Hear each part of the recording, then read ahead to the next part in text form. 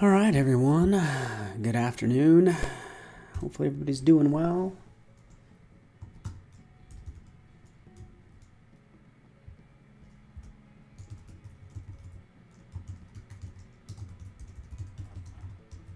All right. Oh, fantastic. Paul Tranny here. I'm going to dive into this right now, if you don't mind. All about combining 2D with 3D, which is always fun, which is what I'm going to be doing right now. So let me go ahead and switch screens. Some of you, awesome, might have seen this type of stuff before, but I'm just going to kind of show you what I've worked on in the past and what I'm currently working on. So, but I think what really allows for a lot of creativity is when you combine sort of like different elements such as 2D or 3D. That's what creativity is, combining two things that you wouldn't necessarily associate together. So anyways, there's some 3D going on here. There's this skull. I've been dealing with skulls. I'm not a morbid person, but I just think it looks cool, right? Hello, Steve from Wellington, New Zealand. Fantastic. And cool. All right. Fantastic. Just refreshing this. So this is what I want to do. And by the way, we can take a look at this. I'm going to show you 2D and 3D in Photoshop and then also in Dimension here as well. In this case, you can see this particular image. Again, this skull might be something. In fact, let me just close this one. I have another skull example in there too. Let's close that one, but here's an example of obviously this skull, because this is much simpler. I thought I'd cover this one. All this is an OBJ file that I've imported. So I could literally go to my desktop, and all you need to do is just search for things online. A lot of people use Turbosquid, so that's what I have right here.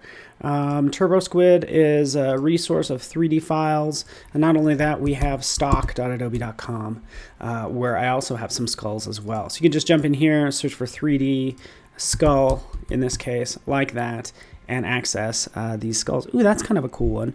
I actually have downloaded this one, so we're going to deal with two different skulls today.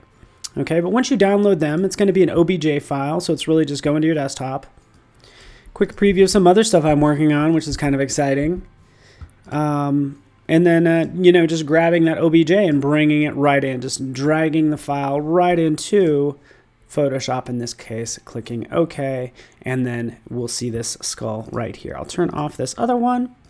And with this new skull selected, notice my move tool becomes this move and rotation and does all this fantastic stuff, right? And I can start to position this into position exactly like I would, any other image. It's just that I'm using these controls at the top, okay?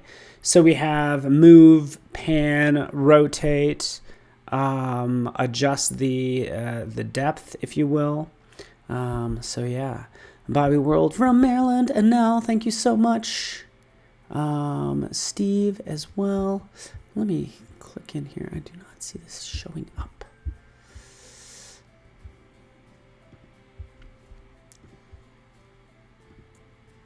There we are. Okay, there we go. Fantastic. So rotating this into place, right? Or moving it into place just to kind of get it the way I want it. I'll usually drop down the opacity, right, to get this matched up. You can see this is obviously a little high. I can come in and I can start to change the properties for this. So I can take this skull, for instance. With the skull selected, I get these little controls right here.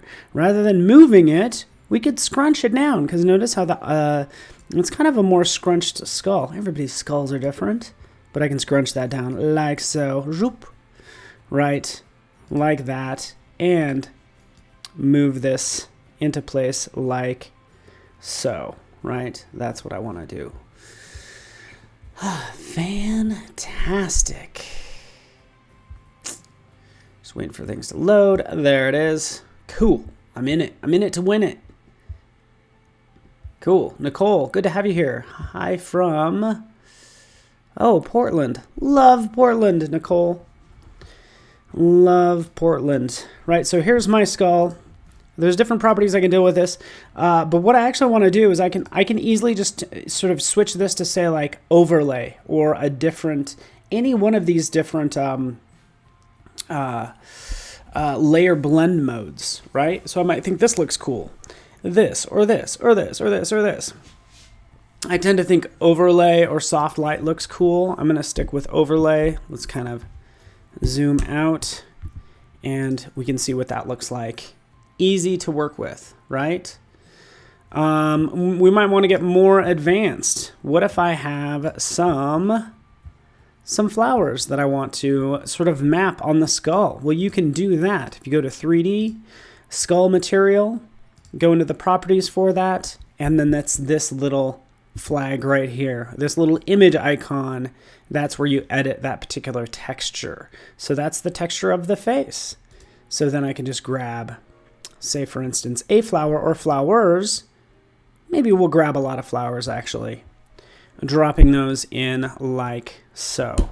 Okay, so there's my flowers, saving that file. In fact, let's put them side by side.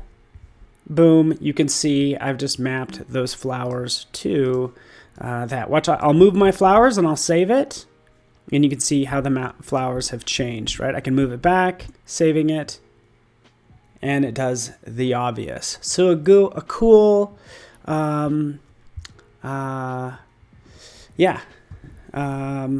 definitely, yeah. Making a calaveras, as it's called, like a skull woman, if you will, is what that looks like. So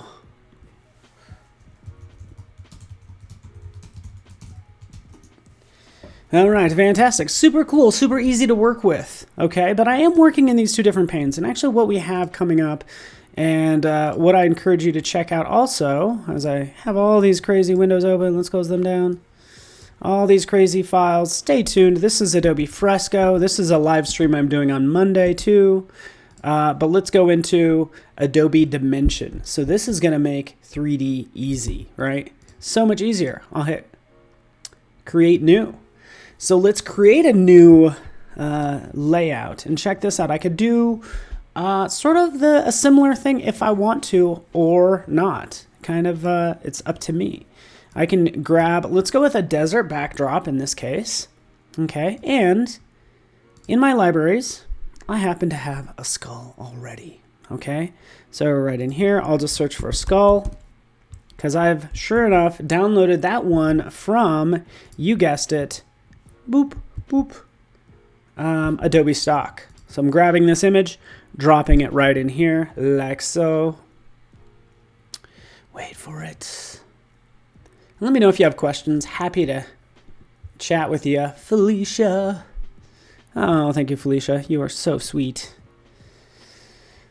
So many things I could do with this. So you have different controls off to the side. The top controls are for moving the object and adjusting the object. The bottom controls are more for like moving the camera around. Okay. So what I would typically do is I'll jump in here and I'll typically move the camera around a little bit more. So maybe tilt it or drop the horizon line down to there and move this up so it looks like it's kind of like in this space, if you will. Okay, it's a huge skull. I get it. I can make it smaller or whatever. But what I actually want to do is I want to map maybe the same flowers onto it. Okay, so again, I could rotate this around. That actually doesn't look bad. A couple things I could do here. Notice how the environment light is currently set to just a room. And I actually don't want that room. I actually want it to be that desert backdrop, right? So, in fact, check this out. I can make this even easier right over here. Match image. So these actions for the environment just match the image. Resize the canvas to it. Create an environment light. Match this sunlight. All this stuff down here, just go ahead and update it automatically. Let's go through, and it does it. It senses this light from up here, and it kind of makes it look darker. Well, I can adjust the intensity. I can adjust the rotation of the light too. In fact, let's twirl down the sunlight and adjust the height, for instance. So I can just kind of tweak this all I want. I actually think it looks a little bit better like that, and you get the idea. Let's go back into my libraries. Let's go into my 36 days of type. Clear that out. Clear it out. Clear it out. Boom. And grab those flowers. So here's all these flowers that I've painted. I could do one or I could do many. I happen to put them all on one. I could drop that right on the skull. And it'll change. Right, here they are. Joop. There it is. Scaling it up. Let's do something even cooler because I want to show you all these cool textures that we have and everything. So I'll go into my starter assets. I'll go to this icon, which is all about the textures. And I'll change this to like, I don't know, maybe a glossy paper. So I'm going to drop that onto the skull. And onto the teeth. And now we have this glossy sort of paper look, obviously. And I can even go with even glass or metal. In fact, let's go with glass. Okay. I'm getting it. I'm getting a feel for it. Metal. There we are. Dropping that metal on the teeth. And there we have it. Increasing the intensity or the environment light as well. I can crank that up. And you get the idea. Okay, you ready for this? Do you know about this, Felicia? This is for Felicia Nicole. All right. This looks pretty cool. What you can do, and I've done this before, by the way. I'm going to go into render, and I'm going to render skull to my desktop. It's going to render it out, and it's going to give me that particular file. So check this out real fast. Since I don't want to wait for it to render, I'm actually going to grab this version. Check this out. Let me open this up. This is what you'd get as the render. Something like this, right? This is just a JPEG. But let me open up. This is what you would get. You'd get this, and you'd get a depth map. Boom, boom. What do you do with those two files? Well, you could take those, by the way. You ready for this? You ready for this, Facebook? I can take those and upload them both to Facebook. Let's just hide everything else. Find my desktop. Find these two images, the depth and the JPEG, and drop them right in here. And wait for it. It's analyzing and it's making a 3D photo. So again, combining 2D and 3D, then posting on Facebook, it combines those two together. How does it know? It knows it based on the file name. Okay, skull underscore depth. So whatever the name is, underscore depth will mean that that is the black and white image. This will give you the depth there. And what do we have right here? As I kind of move around, hopefully everybody can see that. Zoom in on that. Pretty sweet, huh, folks? Oh, yeah. Thank you. This is for Felicia, like I said. So, yeah, that is typically what I will do. Just going to upload this. Here we go.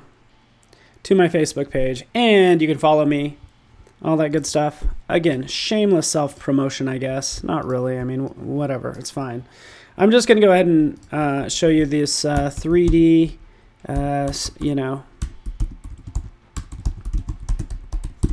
Started in Photoshop in Dimension. Rendered in Dimension, basically, like I did more of the compositing. So there you are. It's in my part of a live stream. So follow me, Paul Ryan Tranny. You should be able to click on my name. Hopefully I added that. But there it is. Cool. Well, thank you so much, everyone. Thanks so much for watching. Again, you can find me facebook.com, Paul Ryan Tranny. And you can check out that. And that'd be awesome. Play with it with yourself on your own, or whatever words I'm trying to say. Whew. Oh, thank you, Nicole. This is for, like I said, this is for Nicole. This is for Anel, and Felicia, by the way. Of course, Felicia. So fantastic. Thanks so much for watching, everybody. I know it was quick, but you know what? Life doesn't have to be hard. And you know it's Friday. Go ahead and spend time creating. Spend time with family and friends. And that would be great. So thanks so much for watching, everybody. Have a good day. See ya.